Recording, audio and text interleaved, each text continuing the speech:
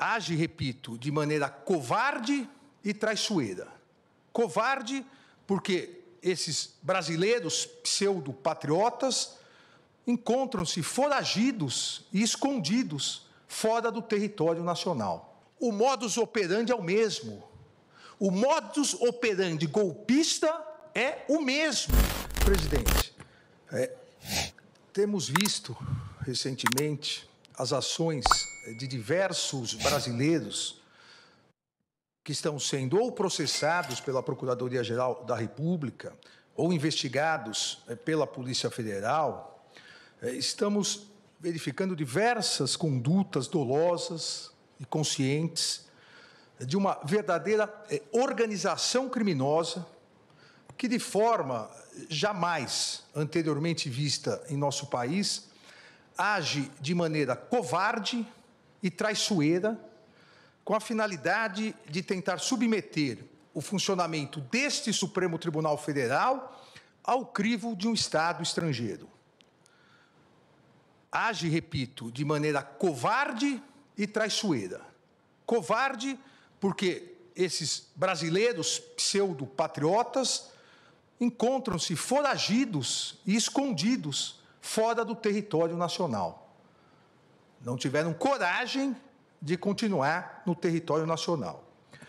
E traiçoeira essas condutas porque atuam por meio de atos hostis, mentirosos, derivados de negociações espúrias e criminosas, com a patente finalidade de obstrução à justiça e a clara, flagrante finalidade de coagir essa Corte no julgamento da ação penal 2668, ação penal do núcleo crucial da tentativa de golpe de Estado do dia 8 de janeiro. Gerando, presidente, ministra, ministros, gerando, com essa maneira covarde e traiçoeira de atuar, gerando reflexos nocivos à economia e à sociedade brasileira. Como disse o ministro Gilmar Mendes, é uma verdadeira traição à pátria, uma traição covarde e traiçoeira.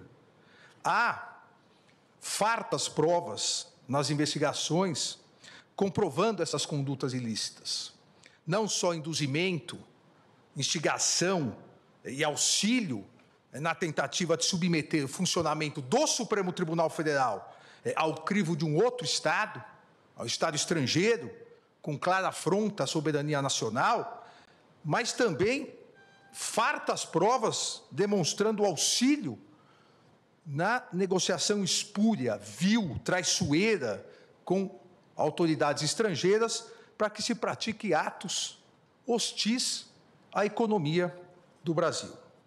Porém, presidente, mais do que esses ataques criminosos, o que se observa são condutas ilícitas e imorais de brasileiros, flagrantemente essas condutas impregnadas com a corocre da defesa de escusos interesses pessoais e o sabor amargo da traição à pátria e ao povo brasileiro, com constante atuação e seguidas afirmações como se glória houvesse nisso, como se glória houvesse na traição, seguidas afirmações, principalmente nas redes sociais, assumindo autoria de verdadeira intermediação com o governo estrangeiro para a imposição de medidas econômicas contra o próprio país, que resultaram em taxação de 50% dos produtos brasileiros importados pelos Estados Unidos da América, tendo como consequência, assim que se iniciar, e, na verdade,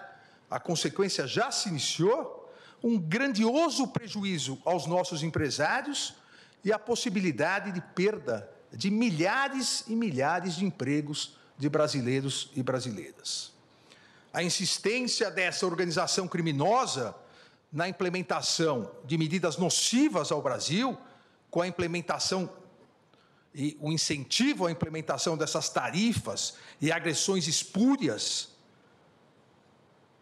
agressões internacionalmente consideradas espúrias e ilegais contra autoridades públicas brasileiras, tem por finalidade a criação de uma grave crise econômica no Brasil, e que, para desgosto desses brasileiros traidores, não ocorrerá, mas a ideia de gerar uma grave crise econômica no Brasil, para que com isso haja uma pressão política e social contra os poderes judiciário e legislativo, com consequente interferência no andamento das ações penais em andamento, que já se encontram em fase de alegações finais. O modus operandi é o mesmo. O modus operandi golpista é o mesmo. Antes, acampamentos na frente dos quartéis, invasão na Praça dos Três Poderes, para que com isso houvesse, como mais de 500 réus confessaram, houvesse a convocação de GLO e as Forças Armadas, gerando uma comoção nacional, e aí houvesse a possibilidade do golpe. Repito, o modus operandi é o mesmo. Incentivo a taxações ao Brasil, incentivo à crise econômica, que gera crise social, que por sua vez gera crise política, para que novamente haja uma instabilidade social e a possibilidade de um novo ataque golpista. E essa geração de pressão política e social contra os poderes judiciário e legislativo tem claramente a finalidade ilícita de favorecer interesses pessoais. E digo, coação contra o poder legislativo também. Pasmem que um dos brasileiros investigado e foragido, recentemente, nessa semana, dirigiu ameaças diretas aos presidentes da Câmara dos Deputados, o deputado Hugo Mota, e do Senado Federal, o senador Davi Alcolumbre. Ameaças diretas. Ou vocês votam anistia, ou as tarifas vão continuar. Ou vocês votam anistia, ou vocês também terão aplicada a lei da morte financeira.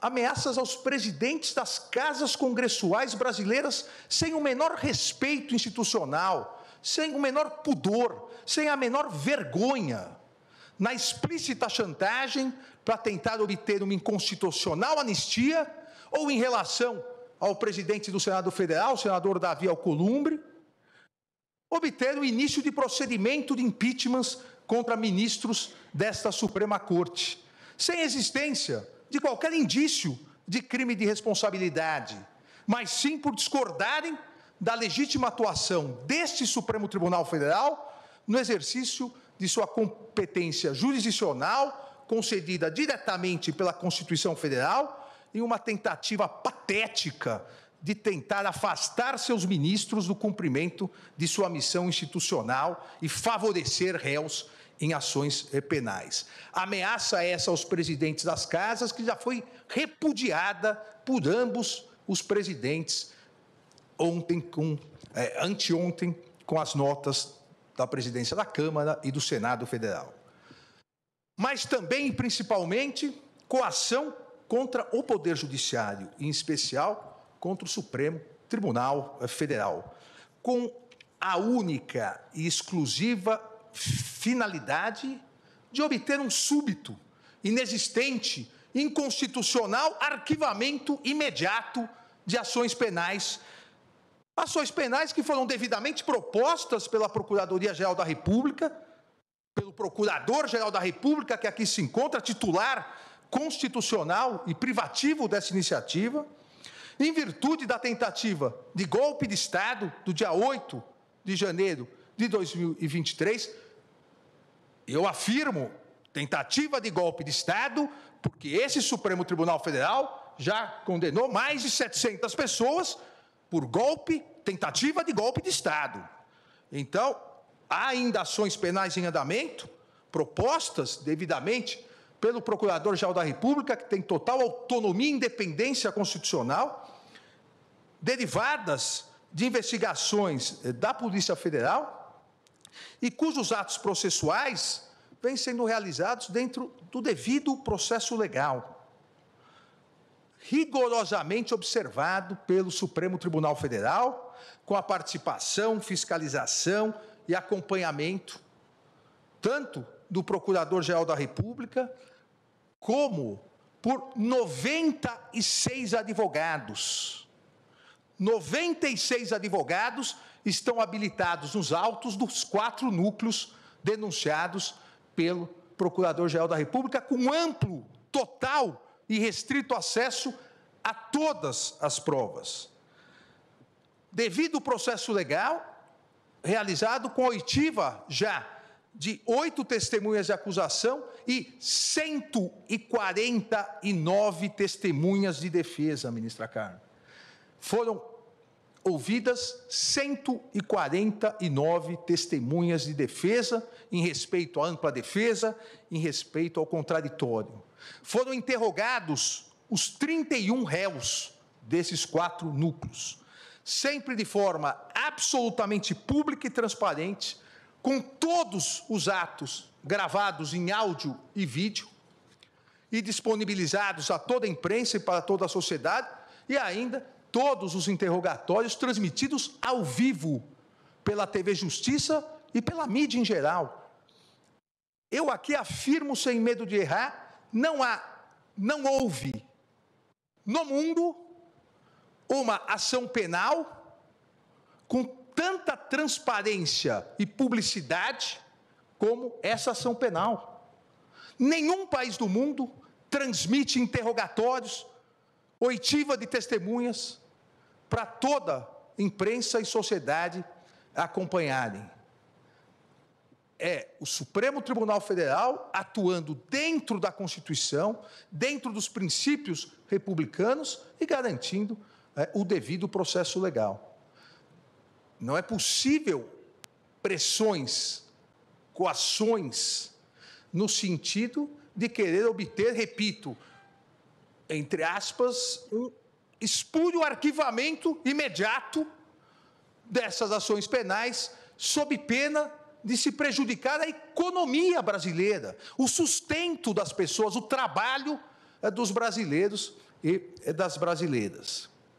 Essas coações, essas tentativas de obstrução à justiça, realizadas por esses brasileiros supostamente patriotas, a favor de interesses estrangeiros, têm, eu repito, uma única finalidade: a finalidade de substituir o devido processo legal, com a ampla participação do Ministério Público, repito, de 96 advogados constituídos, com acompanhamento da mídia, com acompanhamento da sociedade, substituir o devido processo legal, a análise justa e imparcial das denúncias oferecidas, substituir por um tirânico arquivamento para beneficiar determinadas pessoas que se acham acima da Constituição, acima da lei, acima das instituições. Esses réus investigados, brasileiros que estão induzindo, instigando e auxiliando a prática dessas condutas nefastas contra a sociedade brasileira, criminosas contra as autoridades públicas, não estão só ameaçando, coagindo autoridades públicas, ministros do Supremo Tribunal Federal, mas também, e fazem isso diariamente nas redes sociais, ameaçando as famílias dos ministros do Supremo Tribunal Federal, do Procurador-Geral da República, em uma atitude costumeiramente afeta a milicianos do submundo do crime, que atacam as autoridades e atacam os familiares das autoridades. Essas condutas dessa organização criminosa, essas condutas caracterizam claros e expressos atos executórios de traição ao Brasil e flagrantes confissões da prática dos atos criminosos, em especial dos crimes de coação no curso do processo, obstrução de investigação de infração penal que envolva organização criminosa e, principalmente, atentado à soberania nacional. Pois continuam, dia após dia, ao verificarem que esta Corte, e, presidente, faço questão de dizer, não só esta Corte, a Procuradoria-Geral da República e a Polícia Federal não se vergarão a essas ameaças. Em virtude disso, dia após dia, esses brasileiros traidores da pátria continuam a incentivar, instigar, auxiliar a prática de atividades e atos hostis ao Brasil. A ousadia criminosa parece não ter limites, com as diversas e contínuas postagens em redes sociais e declarações na imprensa, declarações atentatórias à soberania nacional, à independência do Congresso Nacional e à independência do poder judiciário. Repita-se, não só como citei anteriormente, com as recentes ameaças aos presidentes Hugo Motta e Davi Alcolumbre, da Câmara e do Senado Federal, com a ameaça de aplicação de um possível mal futuro à Lei Magnitsky, como a minha aplicada, caso eles não façam o que se exige, o que essa organização miliciana exige. Mas, da mesma forma, essas ameaças covardes, infrutíferas, também continuam sendo dirigidas a membros desta Corte. Esta semana, dirigidas ao eminente ministro-presidente Luiz Roberto Barroso, ao nosso decano, o ministro Gilmar Mendes, ao ministro Cristiano Zanin, mas mais grave, patético desses traidores, também de viva voz, áudio e vídeo, ameaças às esposas e familiares, citando nominalmente as esposas do ministro Gilmar, do ministro Cristiano Zanin, demonstrando não existir limites para a ousadia e covardia dessa organização criminosa, que será, como bem disse o ministro Gilmar Mendes, será responsabilizada, será integralmente responsabilizada. E na mais característica criminosa dessa verdadeira organização miliciana, ao fazerem as postagens, dizem, ainda há tempo, caso você aceite a torpe coação. Acham que estão lidando com pessoas da laia deles, acham que estão lidando também com milicianos, mas não estão. Estão lidando com ministros da Suprema Corte Brasileira. Engana-se essa organização criminosa ao esperar que a permanência e continuidade dessa torpe coação possa, de alguma forma, gerar uma covarde rendição dos poderes constituídos brasileiros. Engana-se essa organização criminosa miliciana e aqueles brasileiros escondidos e foragidos do território nacional, enganam-se em esperar fraqueza institucional ou debilidade democrática. As instituições brasileiras são fortes e sólidas, e seus integrantes, principalmente aqui no Supremo Tribunal Federal, os integrantes foram forjados no mais puro espírito democrático da Constituição de 1988. Coragem institucional e defesa à soberania nacional fazem parte do universo republicano desta Suprema Corte, que não aceitará coações, obstruções ou tentativas de novos golpes de Estado, como ocorrido em 8 de janeiro de 2023. Recentemente, citei o imortal Machado de Assis, ao proclamar que a soberania nacional é a coisa mais bela do mundo, com a condição de ser soberania e de ser nacional. A soberania nacional, digo eu agora, a soberania nacional não pode, não deve e jamais será vilipendiada, negociada ou extorquida, pois é um dos fundamentos da República Federativa do Brasil, expressamente previsto no inciso 1º do artigo 1º da Constituição Federal.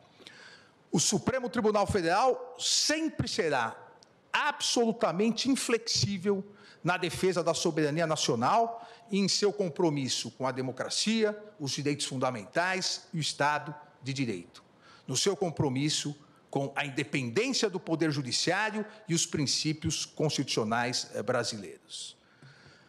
Eu vi na mídia que, na quarta-feira, o eminente ministro Flávio Dino, numa cerimônia no Maranhão, rememorou Hamilton, um dos federalistas, junto com Jay e Madison, e disse da dificuldade que os juristas norte-americanos devem estar. Eu complemento aqui citando Abraham Lincoln, também advogado, Abraham Lincoln, 16º presidente dos Estados Unidos, responsável pela manutenção da União dos Estados Unidos e pela proclamação da emancipação, que afirmava: os princípios mais importantes podem e devem ser inflexíveis. A independência judicial é um desses princípios que não só pode, não só deve, mas também será inflexível e defendido por esse Supremo Tribunal Federal. A independência judicial, ela não é um direito do magistrado. A independência judicial, ela constitui um direito fundamental dos cidadãos, que têm o direito a uma tutela judicial efetiva, ao processo e julgamento por um tribunal independente e imparcial, pois não se consegue, em lugar nenhum do mundo, não se consegue conceituar um verdadeiro Estado democrático de direito sem a existência de um poder judiciário autônomo para que exerça sua função de guardião da Constituição e das leis. Isso é um princípio inflexível. É um princípio inflexível da Constituição brasileira, a independência do Poder Judiciário em defesa da Constituição brasileira. E a história desse Supremo Tribunal Federal demonstra que jamais faltou e jamais faltará coragem aos seus membros para repudiar as agressões contra os inimigos da soberania nacional, inimigos da democracia e inimigos do Estado de Direito. Um país soberano como o Brasil sempre saberá defender a sua democracia e soberania. E o Poder Judiciário não permitirá qualquer tentativa de submeter o funcionamento do Supremo Tribunal Federal ao crivo de outro Estado, por meio de atos hostis, derivados de negociações espúrias e criminosas de agentes e políticos brasileiros foragidos com o Estado estrangeiro, com patente obstrução à justiça e clara, flagrante finalidade de coagir essa Suprema Corte no julgamento da ação penal 2668, para criar, e esta grande finalidade, para criar verdadeira impunidade penal e impedir a análise pelo Poder Judiciário, repito, por meio do devido processo legal, de uma imputação criminal feita pela Procuradoria-Geral da República. A possibilidade que garante a Constituição de análise da responsabilidade ou não, responsabilidade penal ou não de cada um dos réus, como já feito em 638 ações penais julgadas. E essa ação penal pretende ter um súbito arquivamento. Repito, como já o fizemos em 638 ações penais, julgadas sempre colegiadamente, 370 ações penais julgadas pelo plenário, 268 ações penais julgadas pela primeira turma, onde ainda estão em andamento 204 ações penais, além, como já disse, dos 551 acordos de não persecução penal celebrados entre a Procuradoria-Geral da República e os réus que reconheceram sua responsabilidade penal. As ações prosseguirão. O rito processual do Supremo Tribunal Federal não se adiantará, não se atrasará. O rito processual do Supremo Tribunal Federal irá ignorar as sanções praticadas. Esse relator vai ignorar as sanções que foram aplicadas e continuar trabalhando como vem fazendo, tanto no plenário quanto na primeira turma, sempre de forma colegiada, diferentemente das mentiras, das em verdades da desinformação, e bem citou o ministro, nosso decano, o eminente ministro Gilmar Mendes, a desinformação das redes sociais. O devido processo legal no Supremo Tribunal Federal é sempre realizado pelo colegiado. E trago um dado aqui que talvez nenhum outro conjunto de ações penais no mundo tenha esse número, ministra Carmen. Durante as investigações e as ações penais relacionadas à tentativa do golpe de Estado de 8 de janeiro de 2023, investigações e ações penais, foram interpostos contra decisões minhas monocráticas 707 recursos. 707 recursos. Todos, absolutamente todos, foram improvidos e os colegiados mantiveram as decisões proferidas. Foram julgados, desses 707 recursos, 413 no plenário e 294 pela primeira turma, a demonstrar que o devido processo legal nas ações penais nesse Supremo Tribunal Federal é o resultado do colegiado, é o resultado da vontade do colegiado, seja do plenário, quando sua competência for, seja das turmas, quando a competência lá estiver estabelecida. 707 recursos interpostos. Esta Corte vem e continuará realizando sua missão constitucional, em especial, nesse segundo semestre, realizará os julgamentos e as conclusões dos 4 núcleos das importantes ações penais relacionadas à tentativa de golpe de Estado de 8 de janeiro de 2023. Os 4 núcleos tiveram encerradas as suas instruções, ouvidas suas testemunhas, um deles já quase em fase final de alegações finais, os outros iniciarão a fase das alegações finais e ainda esse semestre, obviamente, pedindo pauta ao eminente presidente da turma, ministro Cristiano Zanin, nós julgaremos todos os responsáveis, absolvendo aqueles onde não houver prova de responsabilidade, condenando aqueles onde houver prova, mas julgando, exercendo a nossa função jurisdicional e não nos acovardando em virtude de ameaças, seja daqui ou de qualquer outro lugar. O Supremo Tribunal Federal continuará a exercer seu papel de guardião da Constituição, continuará exercendo o seu papel nas ações penais para que dê uma resposta final a toda a sociedade brasileira sobre quem realmente foi ou quais foram os responsáveis pela tentativa de golpe, dentro do devido processo legal, do respeito à ampla defesa, do contraditório, inadmitindo qualquer ingerência interna ou externa na independência do Poder Judiciário, com serenidade, competência e coragem. Obrigado, presidente. Muito obrigado, ministro Alexandre de Moraes. Ouviremos agora o Procurador-Geral da